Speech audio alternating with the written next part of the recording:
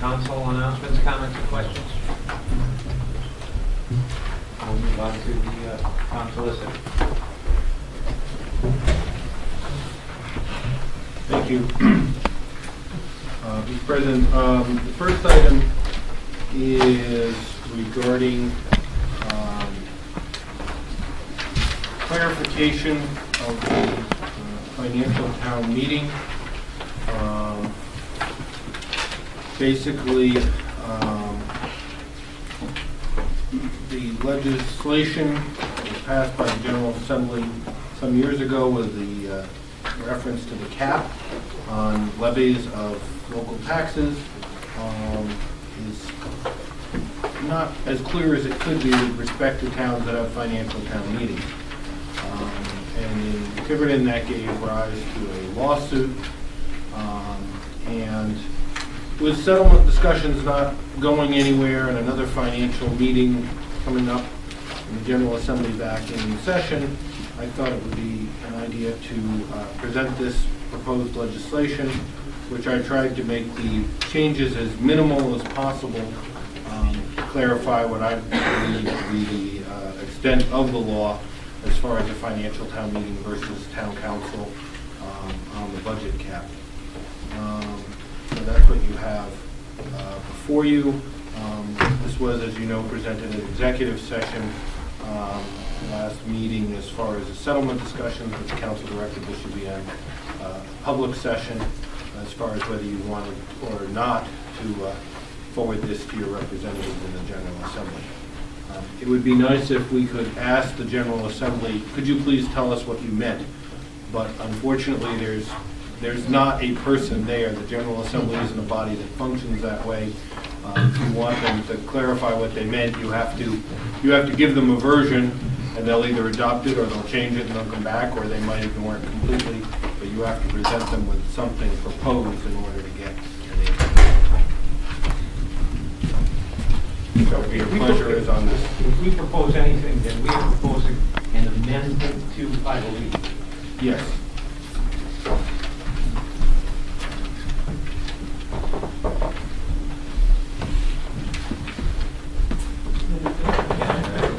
Well, let me just summarize, because we did discuss this in executive session, and sort of came to a consensus by the council that we would not seek legislation for a host of reasons, but the principle of which was that once you open up, you never know what is going to come your way by way of the General Assembly.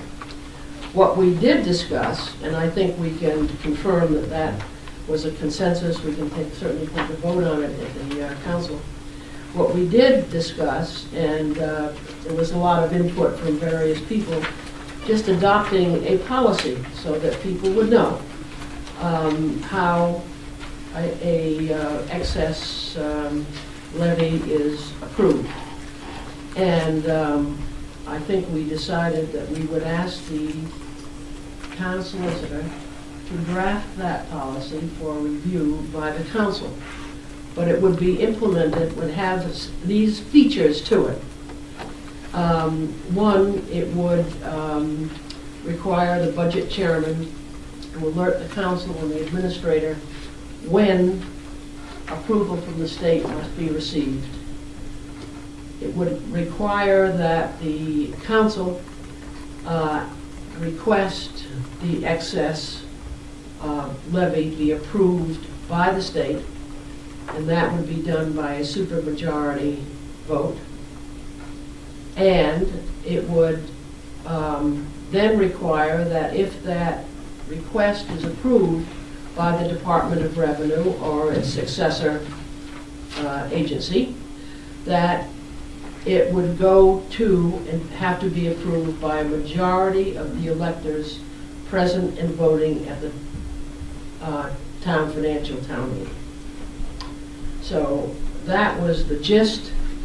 I think Mr. Lambert had some, it would also state that the town council is the governing body of the town. And those were the concepts that we discussed and directed that we would request the town solicitor to put that in a policy to come back to us. Is that a fair statement? Well, let me try to break it down into two parts. One, I agree that we should not try to go to the General Assembly for any number of reasons. I think what we are, and so that if that issue is being presented by way of Mr. Teitz's proposed language, then I, at some point, would file a motion that we not proceed with these proposed amendments to the General Assembly.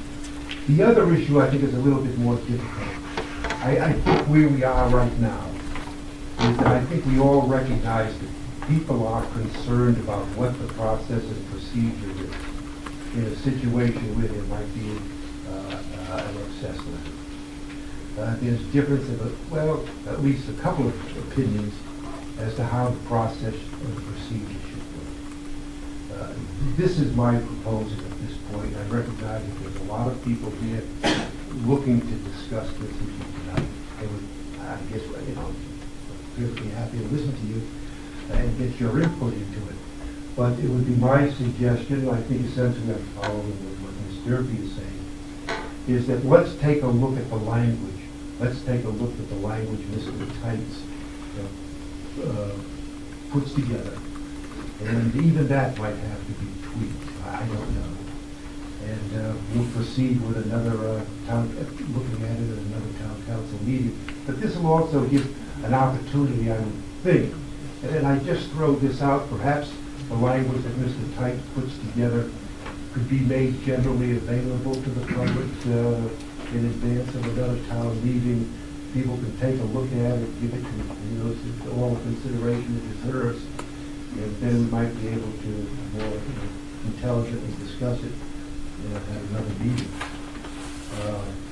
But I think at this point, I am agreeing with Ms. Derby's proposal that we're looking for language from Mr. Teitz at this point to see if we can agree that there will be a policy statement, even if it's designated as a policy statement or it's incorporated in the ordinance, that would allow people to look at it and say, well, this is the process we're following. Even if we don't like it, at least we're taking the first step of letting people know what the process is going to be. And obviously that process is going to have to be consistent with the statutory provision that we're dealing with, the PIVA-WE, because we don't want to go back to the General Assembly. So, we're going to have to carefully go over that language.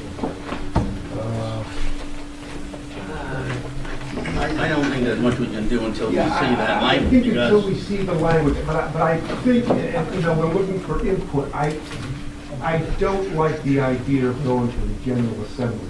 I mean, just to throw out a couple of facts. There's at least one other town that has a situation similar to ours. That they haven't even considered this issue. I think they consider it rather presumptuous for us to go forward to the General Assembly without getting some input from them. I understand that in one way or another, however you define town meeting, there are 16 or 17 other towns in Rhode Island that have town meetings of some sort. They may be affected in some way if we go to the General Assembly. And then I'm not sure that any of us really want, as a policy matter, to simply have this legislation reopened for any reason. It's like the Pandora box. You open it up and you may not necessarily get everything you were expecting or hoped for. So that's where we stand. Looking to tweak some language that'll give, if nothing else, some assurance to everybody in the town, this is the way we're going to do it. Even if you may not agree with it, but I think that's the first step. I think everybody's entitled to know what the procedure is.